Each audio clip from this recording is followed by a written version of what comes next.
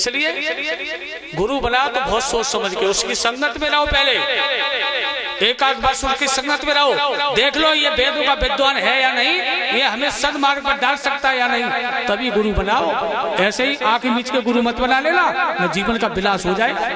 बहुत सोच समझ के बनाओ। गांव गांव गुरुआ फिर चेला मंत्र ले और स्वर्ग जाओ चाहे नरक जाओ, हमें रुपया। ऐसे गुरुओं से बच के रहना, न जीवन का विनाश हो जाएगा। तो ध्यान रखना, गुरु बनाओ तो बहुत सोच समझ के बनाओ। गुरु का अर्थ होता है ज्ञान, शरीर का नाम नहीं होता है, यानी ज्ञान, जिससे हमें ज्ञान मिल जाए, अच्छी बात मिले, उस बात का गुरु हमें उसे मान लेना चाहिए। ये नहीं कि गुरुओं के पीछे घूमो। हमारे पास में तो ये भोले बाबा गुरु, उनके चक्कर में न जाने के तो 100-150 लोगों की मौत हो गई थी। आप लोगों ने पढ़ा होगा है? हाँ, हाथरस जिला में, हाँ वो हमारे पड़ोस में पड़ता है। तो वहाँ पर मौत हो गई थी सिकंदर राव के पास में। उन्होंने ऐलान कर दिया जो मेरी रज को माथे से लगाएगा उसका कल्याण होगा। तो वो जैसे निकले तो उसकी धूल लेने के लिए भागे सब भीड़। आगे गड्ढा था, उसी में सब गिर गए, मर गए हैं। तो बताओ, ऐसे गुरुओं ने देश का विनाश किया है। गुरु तो होता है ज्ञान दे करके शिष्य को सन्मार्ग पर डालना, यानी भगवान से मिलाना। गुरु गोविंद दोनों खड़े काके लागो पाए, और बलिहारी उन गुरु न की जो गोविंद दिया मिलाए। उन गुरु न की, कौन से गुरु? जिन्होंने हमें परमात्मा से मिला दिया। लेकिन आज का गुरु परमात्मा से नहीं मिला रहा है, आज का गुरु तो अपने से मिला रहा है। और चेला को लूट लूट करके और आश्रम और गाड़ियों में घूम रहे हैं गुरु। हाँ, अरे हजारों आश्रम बने, अपने को नकली भगवान बन गए, और सबसे ज्यादा माताओं बहनों को फंसा करके इनकी इज्जत को भी बर्बाद किया। लेकिन परमात्मा ऐसे पाखंडियों को माफ नहीं करता है। ऐसे पाखंडी बहुतों जेल के अंदर पड़े हुए अभी। इसलिए ध्यान रखना, सच्चा और विद्वान गुरु बनाओ वेदों का, तो तुम्हारे जीवन का विकास होगा। तो भक्तों, माता पिता की तन मन धन से सेवा करना ये चौथा यज्ञ होता है, इसका नाम होता है मातृ पितृ यज्ञ। और 5वां यज्ञ होता है, बैठ जाओ आप लोग शांति से। यज्ञपति जी, यज्ञपति महाराज, तुम्हारा ध्यान कहाँ पर है? तुम अधिष्ठाता हो इस यज्ञ के। कब चक्कर में न फंसो, थोड़ी देर और बैठो, ध्यान इधर रखो बिल्कुल। 5वां यज्ञ कौन सा होता है? सुनी नो पाई? 5वां यज्ञ होता है अतिथि यज्ञ। अतिथि, अतिथि का मतलब बिना अतिथि के अचानक तुम्हारे घर पर कोई आ जाए, उसकी तन मन धन से सेवा करना। वैसे इसमें 3 लोग आते हैं, एक ब्रह्मचारी, एक विद्वान वेदों का, और एक सन्यासी। ये 3 लोग आते हैं वैसे इसमें अतिथि में। और वैसे भी तुम्हारे घर पर कोई भी आ जाए, रिश्तेदार वगैरह कोई भी आ जाए अचानक, उसकी तन मन धन से सेवा करना, ये भी अतिथि यज्ञ होता है। अगर शाम को कोई घर पे आ गया तो तुम्हें भोजन भी खिलाना पड़ेगा और बिस्तर भी देना पड़ेगा। भाई भोजन और बिस्तर तुमने खुशी होकर के दिया तो तुम्हारा अतिथि यज्ञ हो गया। अगर दुखी होकर के दिया तो तुम्हारा अतिथि यज्ञ नहीं हुआ। इसलिए अतिथि सत्कार परम आवश्यक है। और अतिथि को भोजन करा करके, अगर कोई विद्वान है तो शाम को सब परिवार बैठ करके उसके उपदेश सुनो। वैसे जो क्रम से जो संत बनता है ना, 4 आश्रम होते हैं। पहला आश्रम होता है ब्रह्मचर्य आश्रम। ब्रह्मचर्य आश्रम में जिसने विद्या नहीं पढ़ पाई तो उसका आश्रम बेकार। और दूसरा कौन सा होता है? गृहस्थ। और गृहस्थ आश्रम में जिसने धन पैदा नहीं कर पाया तो सुख शांति घर में नहीं मिलेगी। और तीसरा होता है वानप्रस्थ। वानप्रस्थ यानी जब नाती बेटा हो जाए तो पीला वस्त्र धारण करो, घर पर वेदों को पढ़ो, शांत अपने घर पर रहो, अपने बच्चों का भोजन करो, पीला वस्त्र धारण करो। ये होता है वानप्रस्थ। और चौथा होता है संन्यास आश्रम, यानी जब वेद को पढ़ करके पूर्ण विद्वान हो जाए तो लाल वस्त्र वस्त्रों को धारण करो और जो तुमने विद्या को पढ़ा है उस विद्या को गृहस्थों में जाकर के घर घर में उनका प्रसाद बांटो। इस तरह से संत होते थे पहले हमारे देश में, और हमारे गुरुकुल में तो संत आज भी इसी तरह से होते, पूर्ण विद्वान होने के बाद ही होते। क्योंकि बिना मेहनत का भोजन किसी के परिवार में खाओगे उसका भी पाप लगता है। वकील साहब, भोजन किसी घर में करो तो उस घर में कुछ उपदेश करो, कुछ बच्चों को शिक्षा दो, उस गृहस्थ को शिक्षा दो, तो तुम्हें भोजन हजम होगा, न भोजन का भी पाप लगता है। अब आज तो संत जान ही नहीं रहे, आज तो संत हो रहे हैं अगर बच्चों ने रोटी नहीं देना बंद कर दिया, बच्चे परेशान कर रहे हैं, बस कपड़ा रंग ले और घूम रहे हैं, ऐसे संत हो गए। लेकिन पहले हमारे देश में संत ऐसे नहीं होते थे, पूर्ण विद्वान होकर के संत होते थे। तब जिस घर में जाते थे, जिस घर में भोजन करते थे, उस घर में उपदेश दे करके उन बच्चों को सद्मार्ग पर डाल देते थे। इसलिए अतिथि संस्कार, अतिथि जो सत्कार होता है भक्तों, ये भी बहुत श्रेष्ठ होता है। जिस वक्त भीष्म पितामह सरसैया पर लेटे थे, धर्मराज दिल्ली के राजा बन गए। भगवान कन्हैया धर्मराज से कहने लगे, धर्मराज अब भीष्म पितामह दुनिया से जाने वाले, इसलिए कुछ राजनीतिक शिक्षा ले लो। ठीक है माधव, चलो। तो पांचों पांडवा, भगवान कन्हैया और द्रौपदी सहित भीष्म पितामह के पास पहुंचे। जहाँ भीष्म पितामह को 52 दिन हो गए सरसैया पे लेटे हुए, शरीर का सारा खून निकल गया। और जैसे भगवान कन्हैया भीष्म पितामह के पास पहुंचे तो भीष्म पितामह ने जैसे कन्हैया को देखा, हाथ जोड़ करके कहा, कन्हैया के लिए मेरा प्रणाम स्वीकार हो, बहुत बहुत धन्यवाद है कन्हैया, जो तूने अंतिम समय पर मुझे दर्शन दिए, मेरी मौत को तूने मंगल में बना दिया। माधव कहने लगे, भीष्म पितामह, हाँ मैं तुम्हारे पास आ गया, लेकिन ये आपके जो नाती बेटा ये आपके सामने खड़े हैं, धर्मराज दिल्ली के राजा बन चुके हैं, आप तो दुनिया से जा रहे हो, लेकिन इन्हें अपने बच्चों को कुछ शिक्षा दे करके जाओ राजनीति। भीष्म पितामह कहने लगे, कन्हैया मुझे 52 दिन सरसैया पर हो गए, मेरे शरीर का खून निकल गया, अब मेरे अंदर वो सामर्थ्य नहीं है जो मैं उपदेश कर दूं इनको बच्चों को। इसलिए तुम जैसे महान पुरुष कन्हैया जिनके साथ में, तो तुम स्वयं उपदेश कर दो। कन्हैया कहने लगे, भीष्म पितामह, धर्मराज की नजरों में मैं अबोध भाई हूँ, मैं छोटा हूँ धर्मराज से, इसलिए धर्मराज मेरी बात का ज्यादा प्रभाव नहीं पड़ेगा। अगर वही बात अगर तुम कह दोगे तो तुम्हारी बात का प्रभाव पड़ेगा, क्योंकि तुम बुजुर्ग हो इस परिवार के। भीष्म पितामह कहने लगे, माधव लेकिन मेरे अंदर सामर्थ्य नहीं है जो मैं उपदेश कर सकूं इन बच्चों को। कृष्ण कहने लगे, चिंता न करो भीष्म पितामह, मैं अपनी शक्ति तुम्हारे अंदर पेश कर रहा हूँ। जैसे भगवान कन्हैया ने शक्ति पेश की तो भीष्म पितामह को अंदर से उत्साह हो गया और भीष्म पितामह धर्मराज को उपदेश करने लगे। उपदेश करते करते अंत पे का बेटा 3 बातों का विशेष ध्यान रखना।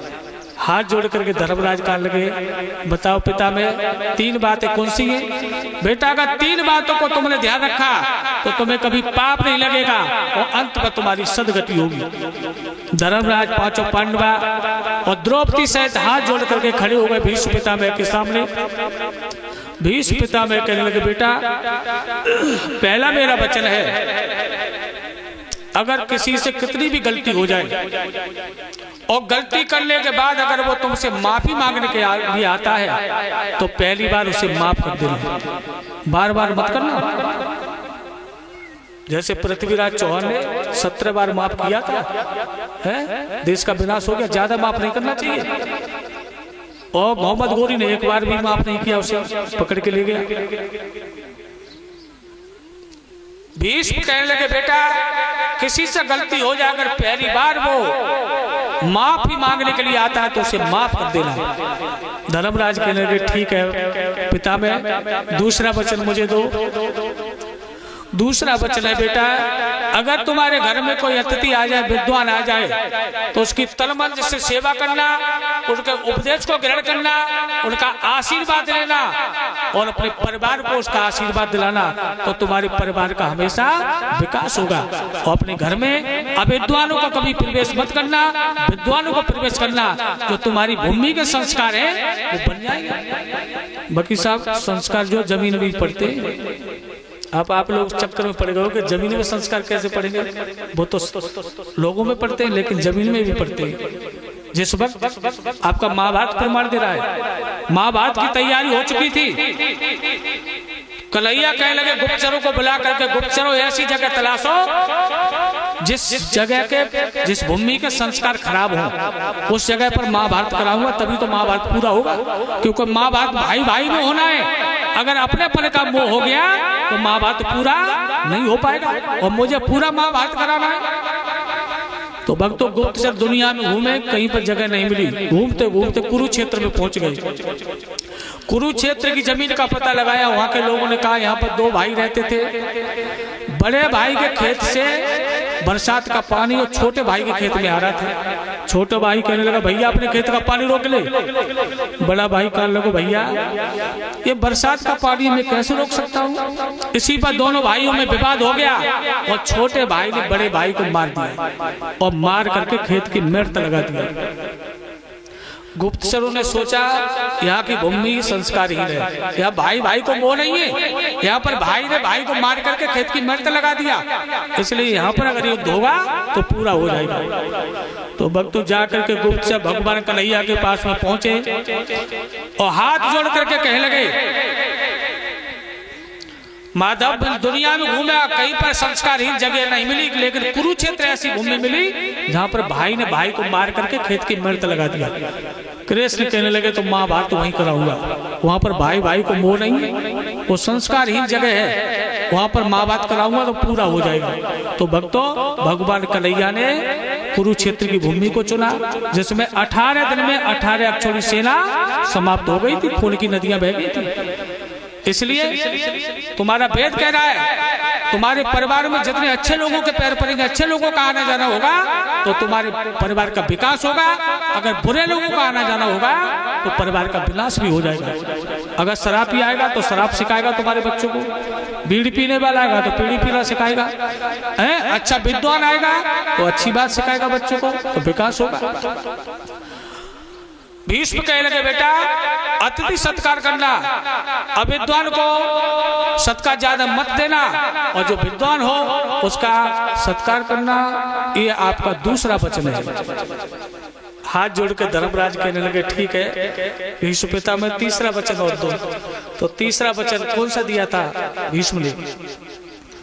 तीसरा वचन दिया था भीष्म पिता में कहने लगे बेटा धर्मराज अगर कोई पाप हो रहा है उसे पाप को रोकना, अगर रोकने की सामर्थ्य नहीं है तुम में तो उस पाप को आंखों से देखना मत, चले जाना वहां से। वैसे रोकने की कोशिश करना, अगर रोकने की सामर्थ्य नहीं है तो पाप को होता हुआ मत देखना। इसी बात पर तो द्रौपदी हंस गई थी, और जो द्रौपदी हंसी भीष्म पितामह की नजर द्रौपदी पर पड़ गई। भीष्म पितामह कहने लगे बेटी द्रौपदी तुम क्यों हंस गई? जो भीष्म पितामह की बात सुनी तो भक्त द्रौपदी कांप गई एकदम। एक महान पुरुष उसके सामने हंसना, हाथ जोड़ के कहने लगी, कांपने लगी, पितामह कोई बात नहीं है। भीष्म पितामह कहने लगे बेटा विदुषी नारी कभी बेमतलब कभी हंस नहीं सकती, इस हंसी में कोई ना कोई कारण है तुम्हारा, इसलिए बेटा मुझे कारण बताओ, क्योंकि तुम विदुषी नारी हो, बेमतलब कभी हंस नहीं सकती। इसलिए माताओं को कभी बेमतलब गंदी बातें करके नहीं हंसना चाहिए, ये दोष होता है, कभी नहीं हंसना चाहिए। श्रृंगार करके कभी खिड़की पर या दरवाजे पर नहीं बैठना चाहिए। पर पुरुष को गलत भावना से कभी नहीं देखना चाहिए, अपने पति को ही देखना चाहिए, पति की भावना से, बाकी लोगों को माता पिता और भाई की दृष्टि से देखना चाहिए। ये नारियों के दोष होते हैं। महाभारत में आपका दिया पढ़ लेना, बहुत कुछ दिया है नारियों के लिए। रामायण में भी सीता अनुसुईया के उपदेश बहुत हो गए, इसलिए ये देवियों का कर्तव्य होता है कि कभी बेमतलब नहीं हंसना चाहिए। भीष्म पिता मैं कहने लगे आप विदुषी नारी बिना मतलब कभी हंस नहीं सकती, इसलिए बेटी तुम बात बताओ। तो हाथ जोड़ के द्रौपदी कहने लगी दादा आज तुम कह रहे हो कि पाप कहीं हो रहा तो उसे देखो मत, उसे रोको, अगर रोक नहीं सको तो उसे देखो मत। मुझे इसलिए हंसी आई पिता मैं उस दिन की याद करो जिस दिन भरी सभा में मेरा चीर खिंच रहा था और तुम वहीं पर बैठे देख रहे थे मुझे। उस दिन तुम्हारे उपदेश कहाँ चले गए। तो भक्तों एक नारी ने इतने महापुरुष की जबान को बंद कर दिया। हाथ जोड़ के दादा भीष्म कहने लगे बेटी द्रौपदी मैं पापी हूँ वास्तव में, लेकिन बेटी उस वक्त मैंने पापी का अन्न दुर्योधन का खाया था और अन्न से भी लोगों को बुद्धि बनती है, इसलिए अच्छा अन्न खाना चाहिए हमेशा। तामसी अन्न खाओगे तो बुद्धि खराब हो जाती है, नशा करोगे शराब पियोगे बुद्धि खराब हो जाएगी धीरे धीरे। अच्छा भोजन करो, ये तुम्हारा भोजन है दूध घी अन्न, इसे खाओ, फलों को खाओ, तो देखना तुम्हारी बुद्धि कितनी पवित्र होती है।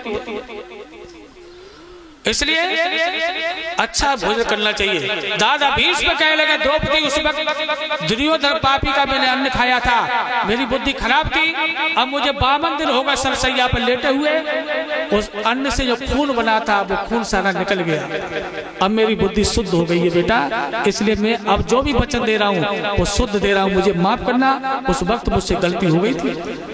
इसलिए ये 3 वचनों का ध्यान रखना। धर्मराज हाथ जोड़ के 5 पांडव कहने लगे ठीक है दादा हम तुम्हारे 3 वचनों का ध्यान रखेंगे। और इतना कह करके भीष्म पिता में अपने शरीर को छोड़ जाते हैं और धर्मराज दिल्ली का शासन चलाते हैं। तो भक्तों हमेशा अतिथि तुम्हारे घर में आ जाए तो उसका आशीर्वाद लो और अपने माता पिता की तन मन से सेवा करो। शाम को बैठ करके अपने बच्चों को अच्छी कहानियां सिखाओ, वेदों की बात बताओ, तो तुम्हारे परिवार का विकास होगा। इस तरह से ये 5 यज्ञ होते हैं, इसे कहते हैं पंचमहायज्ञ। अब समझ में आ गया 5 यज्ञ आपके है? तो 5 यज्ञ होते हैं वेदों में, वैसे गीता में तो 12 प्रकार के यज्ञ बताए, लेकिन तुम्हारे वेदों में 5 यज्ञ। और पंचमहायज्ञ रूपी नौका पर जो बैठ जाता है वो भवसागर से पार हो जाता है। इसलिए आप लोग धर्म का कार्य करो, बहुत अच्छा, बहुत बहुत धन्यवाद है आप लोगों को। लेकिन एक बात का ध्यान रखना नवादा के लोगों, धर्म का जब भी कार्य करो तो धर्म की दृष्टि से करना, तभी तुम्हें लाभ मिलेगा। ये नहीं है देखा किसी गांव में नए नए लड़का 10-20 इकट्ठे हो गए और कहा लगे रे इकट्ठे करो गेहूं है और रुपया इकट्ठे करो, बलोड़िया को लाओ कथा करवाएंगे। भावना तो पहले दूषित हो गई तुम्हारी है? बताओ वो तुम धर्म कर रहे हो, अधर्म कर रहे हो। जिस धर्म के कार्य से अगर एक भी आदमी सुधर गया तो कराने वाले को बहुत पुण्य मिलता है, और अगर एक आदमी बिगड़ गया तो कराने वाले को पाप भी लगता है। आप अपने शास्त्र को उठा करके देखो। इसलिए पहले जब हमारे देश में कोई धर्म का कार्य कराता था तो विद्वानों की खोज करते थे कि ऐसा विद्वान आए जिसकी वाणी से, जिनके मुखारबिंद से मेरे परिवार का, मेरे गांव का सुधार हो जाए, तभी धर्म का कार्य पूर्ण होता है। और ऐसे ही ढोलक बाजी के बाद सुनते रहे, नाच गाना देख रहे तो कल्याण की कभी इच्छा मत करना। हाँ, इसलिए धन को बर्बाद ऐसे मत करना, अच्छी जगह पर लगाओ धन को। कितनी मुसीबत से धन पैदा होता है और समय बड़ा कीमती होता है, इसलिए ढोला नौटंकी भी कभी समय को नष्ट न करो। समय बहुत कीमती होता है, जो समय निकल गया वो तुम्हारा जीवन में वापस नहीं आएगा। इसलिए एक एक पल बहुत कीमती होता है, इसलिए अच्छे कामों में समय को लगाओ, मेहनत करो, मेहनत से धन को पैदा करो, अच्छा काम करो, अच्छे विद्वानों की संगत में रहो, अपने परिवार को रखो और आगे चल करके जिससे तुम्हारे परिवार का विकास हो। इसलिए ध्यान रखना। अब 7 दिन तक जो कुछ मैंने बताया कुछ बातों का ध्यान रखना और संकल्प लेकर के जाना। अगर तुमने 1-2 बातों का भी ध्यान रखा, उस पर चले गए तो तुम्हें इस यज्ञ का बहुत बड़ा लाभ मिलेगा। और हम चिल्लाते रहे, एक कान से सुनते रहे दूसरे कान से निकालते रहे, तो इस यज्ञ के लाभ की इच्छा मत करना। इसलिए ध्यान रखना, धर्म का कार्य करो, बहुत अच्छी बात है।